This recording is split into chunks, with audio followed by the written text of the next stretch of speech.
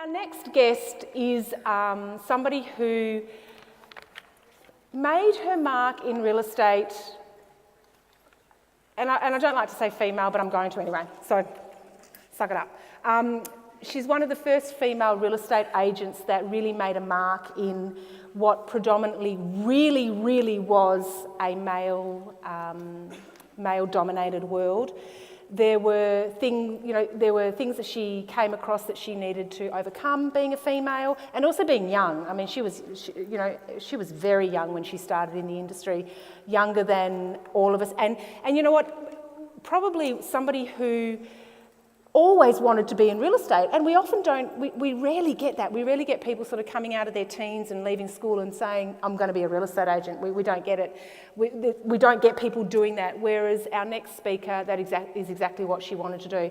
One thing I admire about our next speaker is, again, a bit like Kerry Hines, her just no bullshit approach to real estate. She isn't defined, her success isn't defined by her figures, which I think is very impressive in the environment that we live in, not only in real estate, but also in life in general, that what you're doing and how much you're making is such a big thing for people. And our next speaker definitely does not define herself like that. I've also had the pleasure in the last 3 or 4 events that she has been with us, and the times that Glenn has spent in her office with her staff as well, dealing with her team, and she runs an incredible precision team, which is something that I know also assists her with doing all these things that she does. So I don't need my slide clicker, so that's good. I don't have to get back off this stool for now. So I would like to just introduce to you the beautiful, the wonderful, the $1 Million Agent, which she said to me, I hate that shit, real estate agent, Amber Werschen. I will get off, hang on. Oh God, hi darling, thank you. Thank you for coming. Amber and I and Glenn were chatting down the back of the room before, and we sort of said, we just love having her here. You know, apart from her incredible knowledge that she's got to share with you guys today, we just love having Amber around because her energy is just incredible. So thank you. Thanks for having me. We're going to try and throw it over to the floor, potentially at the end. So if you do have any questions, just hold them for now, and we'll come back. We'll try and come back to you if we've got some time.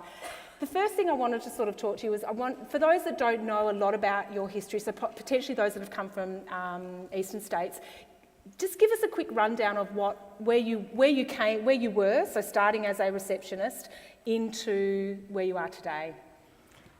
That's a short answer. Okay, no, it's not a short answer. All right, so maybe let's start at the beginning. Let's go to the beginning part. I'll just go really fast. Okay, give me the beginning part. So I basically started in the industry when I was 17, straight out of school, got a good OP, so I had the principal on the phone wondering why I chose to not go to uni, but I had this passion for real estate from a young age, a bit like Kylie actually, when she was talking about doing that. On her weekends and for fun, I'd be reading The Property Week, it was called back then, and I'd actually bought my first investment property when I was 16, so wow. I had that property bug. So it was just natural that then when I left school, I would go into real estate, found a place to start as receptionist, and made it pretty clear to that principal that I then wanted to be in sales as fast as possible. He said, well, you do have to turn 18 first. And I go, okay, fair enough. I'll wait then. It's like holding, the horses back at the races. But anyway, so I waited till I turned 18. And back then, offices were male orientated and older generation. There was no one young selling in the office at all, male or female. And everyone had a desk back then, so I had to actually wait for someone to leave the business before it was my turn. Wow. And that was really interesting and very different to today, because most people can get a start today because you don't need a desk necessarily, but back then you had to wait to get a big desk, which we didn't really need anyway. So I got that spot and just made sure that no one else was going to get it, basically. And then, when I started selling, I hit the ground running pretty fast because I was able to be on reception and see what to do and what not to do, and just knew to do the right thing. It was a fast journey, but exciting, with lots of roller coasters along the way. Beautiful. And a lot of the principles that you applied back then, you still apply to the business today. You've tweaked them, obviously, and made them a bit more into today's world. One of the things that you talk about often is don't be a secret agent. Explain that principle to the crowd today about what that means to Amber Worsham and how you apply that to your agents today. So Amber's not listing and selling anymore, she's just a principal, and we'll talk about that a little bit further. But how do you drive your team? What are the sort of things that you've taken from your career and now applied to them? So the don't be a secret agent, get out there thing was just the first thing that I put on my desk, basically, because we all had a desk. So I stuck it on the back wall and made sure I looked at it all day. And mainly because what I saw from observing, being in admin is a massive advantage in a lot of ways. People don't really appreciate that the observation that you get from being in an office without actually doing it yourself, is phenomenal in terms of knowledge. So I was able to see, even at 17 years of age, that the people who stayed in the office working on the computers all day were the ones who didn't do the deals.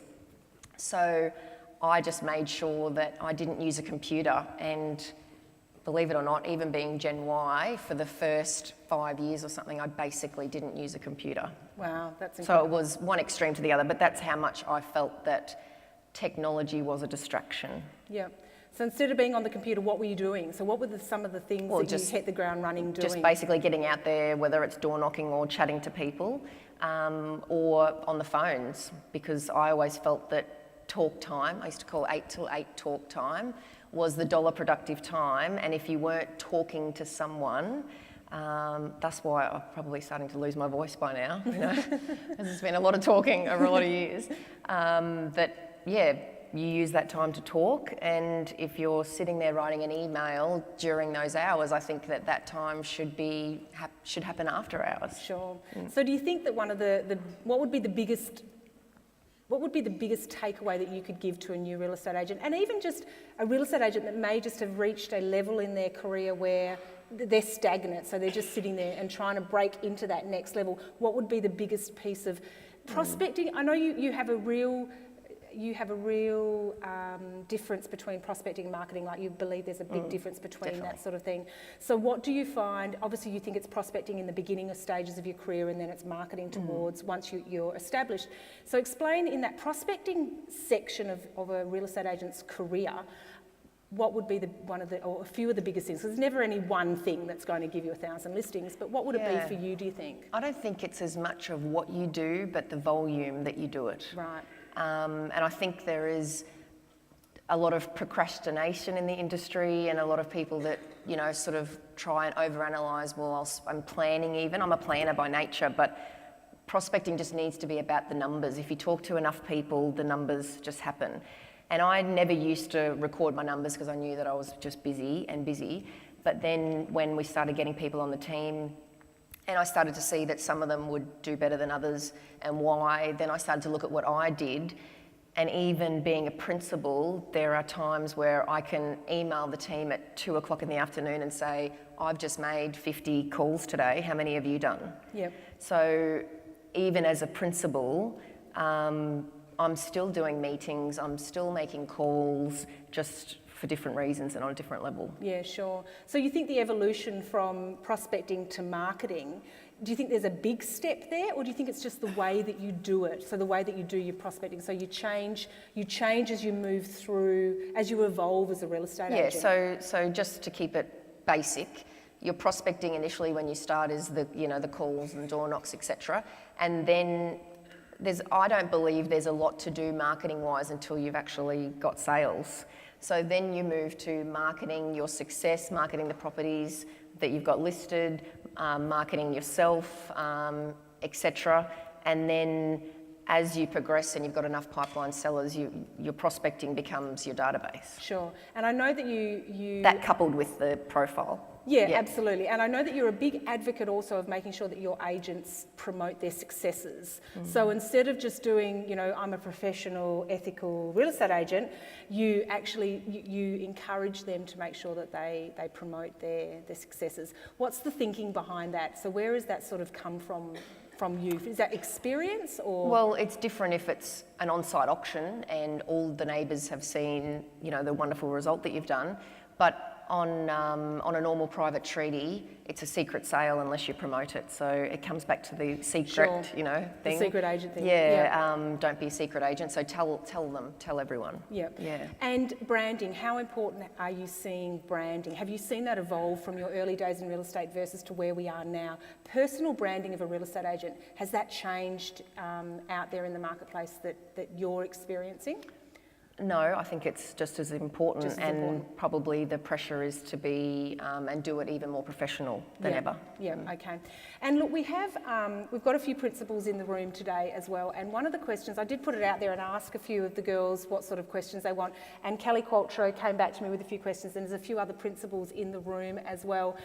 And one of the reoccurring things that they've asked me is to ask you, as a principal, what do you feel your responsibility is to your agents? It's a good question.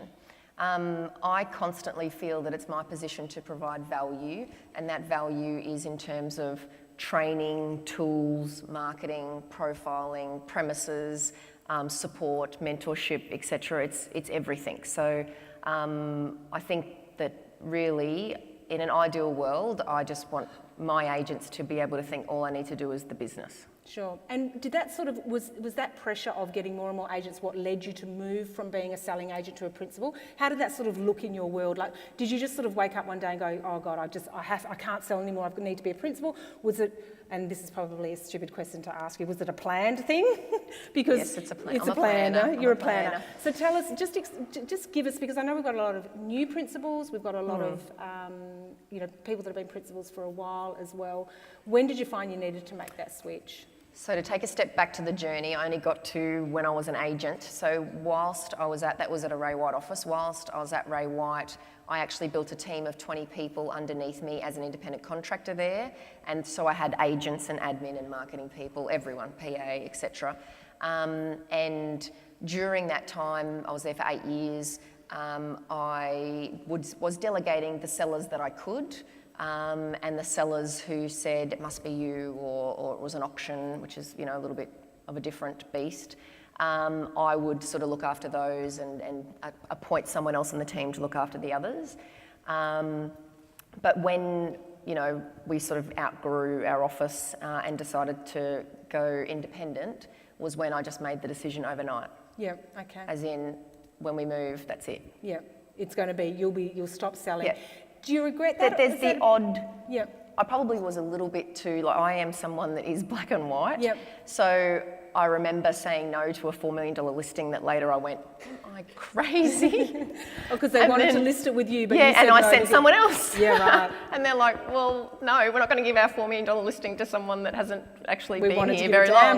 Yeah. So, yeah, I sort of looked back at that and went, that maybe wasn't the best call. So then I thought, well, no, I still got to stand by the I'm not going to sell thing, and I try to make sure my name's not on any ads and try and delegate everything. And if something happens that I do need to do it, I always have someone in the background. Yeah, fantastic. So how many sales staff have you got at the moment? About 28. About 28. Yeah. And how many offices? And that's growing all the time. That's growing all the time. It's great because the team is so wonderful that the existing team are referring all these people that I can't really keep up, to be honest. Sure.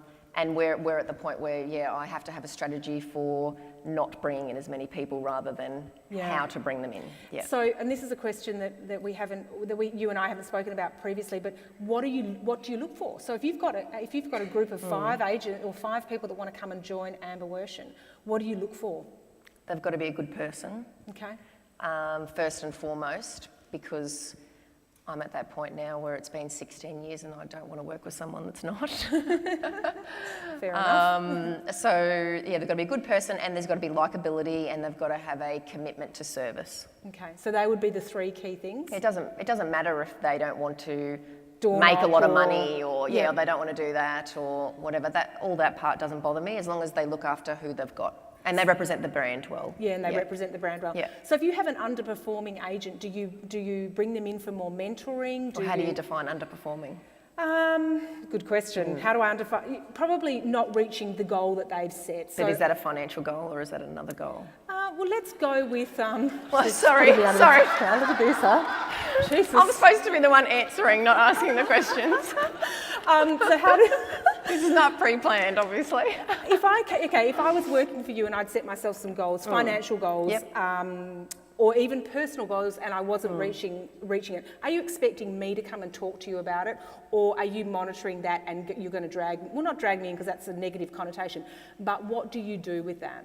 I guess I have a level of awareness, we'll call it that. So there's no fixed, once a month. I used to have this, by the way. Once a month I would sit down and then do this and that, and I've worked out that not one size shoe fits all. Sure. Not everyone runs the same way. Not everyone even responds to the same things. Not everyone even likes a one-on-one. Yep. So why should I waste my time when someone just dreads it? Yeah. So instead, I think it's more about getting to know each and every one of the people within your team, working out what they want to achieve, and just trying to see how they can better achieve it. Yeah, so just sort of plugging in where they need their weaknesses, support. I'll just say, I've noticed this, have you thought about this? Yeah. Or, we're always running training and we're always doing other things anyway.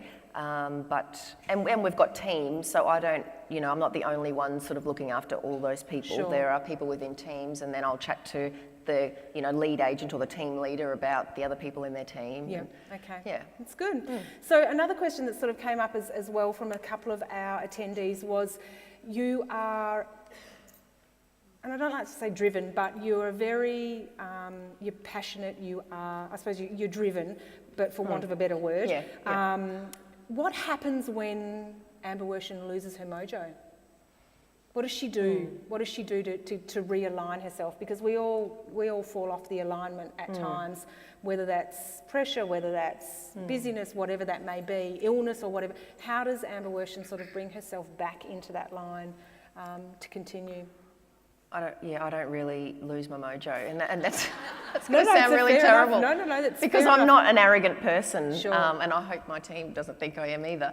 But I have a confidence about me that doesn't quail. To be Doesn't work. honest. So it's a steady horse the whole way Yeah. along. Yeah, that's interesting. Very, very interesting. So I think Weird, probably, but Well, I think it's probably it's probably if as human beings we can all operate in that sort of that spectrum of and not sort of deviating too much from that, then that's exactly what happens. You become I think it's more as you've been like 16 years in one industry. Sure. I'd like to think I kind of know a bit about what I'm doing by now. Yeah. So I think confidence comes with experience and knowledge and, results and, lots of other things. So, it might be a different story if I was a newbie. Yep. But, yeah. So a newbie into the industry, what is the biggest piece of advice that you'd give them? I think we'll work hard. Sounds like a bit of a cliche, but the different, you know what? No, I'd probably change that and say to monitor your numbers, because I think people will, there's so many distractions of I'll chat to someone at the office and I'll, answer all these emails and I'll do all this and you reach the end of the day, and then when you actually review the day and you look at what you've achieved, what have you really achieved? So I'd say probably reviewing every single day and checking in on what you've achieved. Beautiful. So because then you don't lose time. Like, Absolutely. people lose months sometimes, Yeah. and I say, "What have you been doing all this time?" Yeah.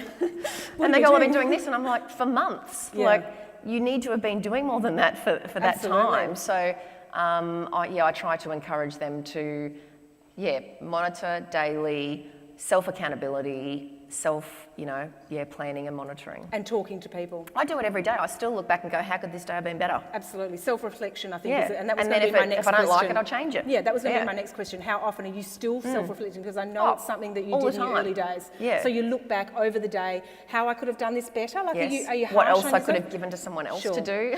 Yeah. How could I have done this better? How could I have given? Yeah, Yes. absolutely. Yeah. So that's a big part of the way that that you sort of operate in your business now.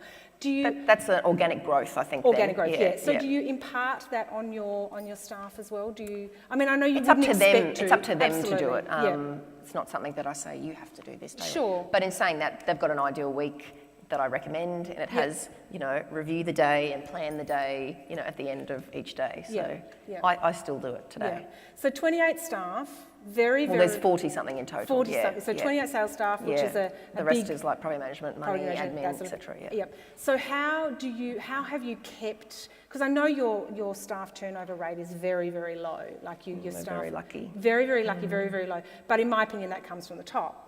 How, in your opinion, why do you think that is? And you're allowed to talk about Amber here too.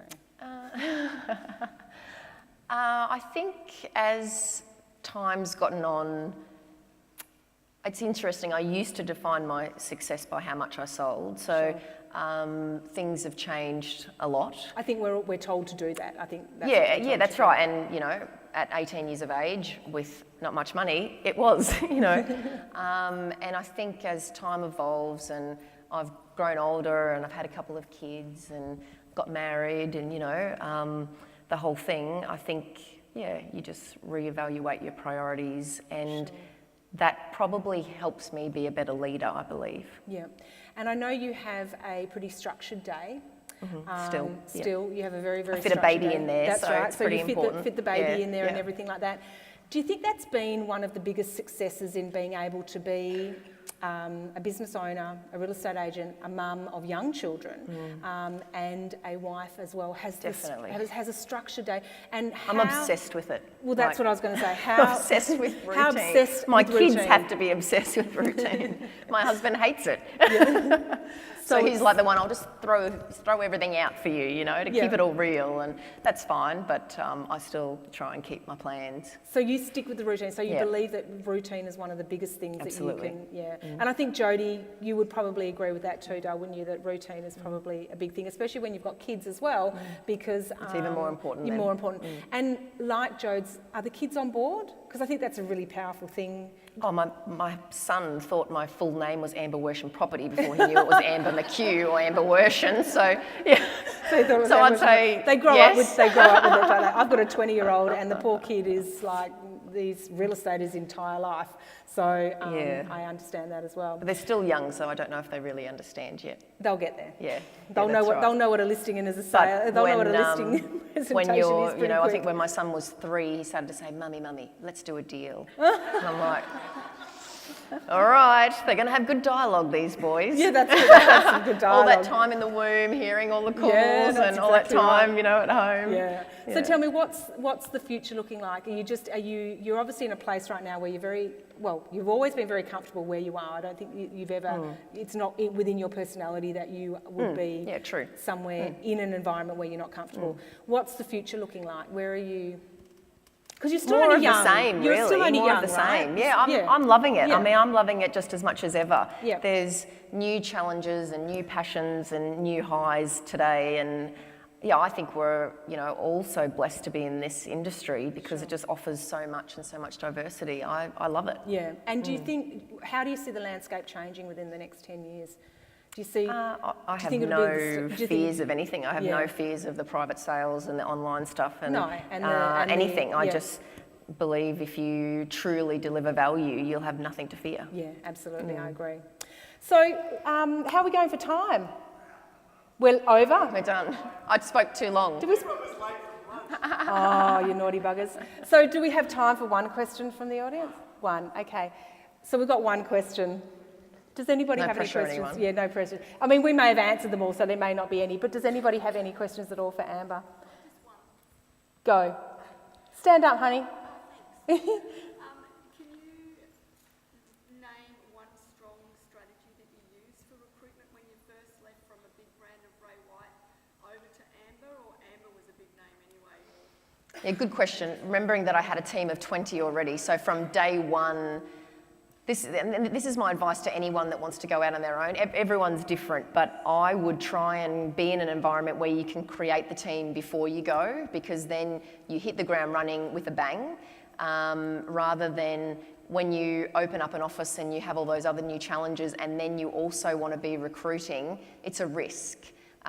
So for anyone that wants to look at doing that, and I've got people in my team now who want to go out on their own, and I say, great, I'm all for that, 100% support. Let's look at a way that you can build the team now, run under a conjuncting agent structure, and then they've already got so much already set up that they just go, over there. So they move from one space to the other. And I think that's a recipe for success.